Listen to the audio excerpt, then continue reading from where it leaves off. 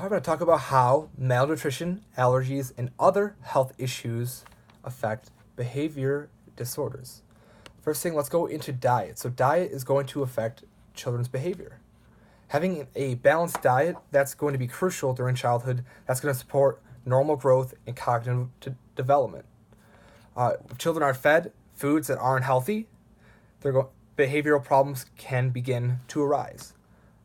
Among the most common that are going to arise from malnutrition or not getting that proper healthy foods is attention deficit hyperactive disorder, ADHD.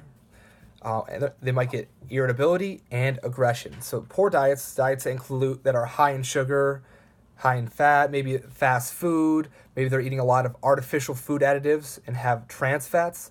They have been studied and they all have potential links to behavioral issues. So the first thing let's go into is sugar, fast food, and ADHD.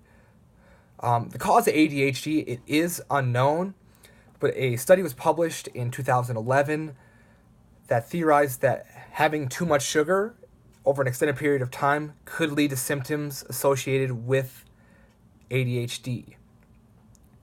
The cause could be related to disruption of chemicals in the brain, which can affect reward-related regions of the brain. Another study in 2012 recorded significant independent relationships between sugar, fast food consumption, and ADHD.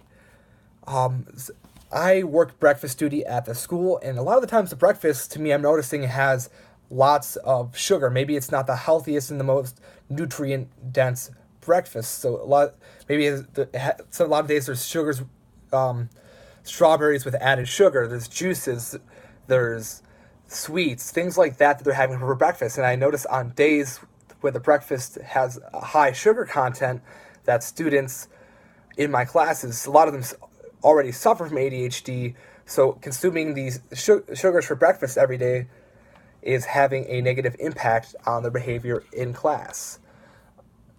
Artificial food additives, there's no concrete evidence, but there was a study published in 2012 that concluded that the effects of food coloring on ADHD, there was some notability there.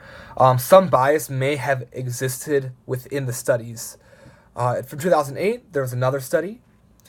The Drug and Food Administration wanted to ban some artificial food colors based on preliminary results from a study that linked them to ADHD. According to a doctor from Columbia University Medical Center, behavior problems in children improve when artificial colors are removed from their diets, and they worsen when they are reintroduced. So there is a few different studies here that show that those artificial food additives are going to have negative impacts on ADHD. So trans fats and aggression. Trans fats are a type of fat that are produced synthetically.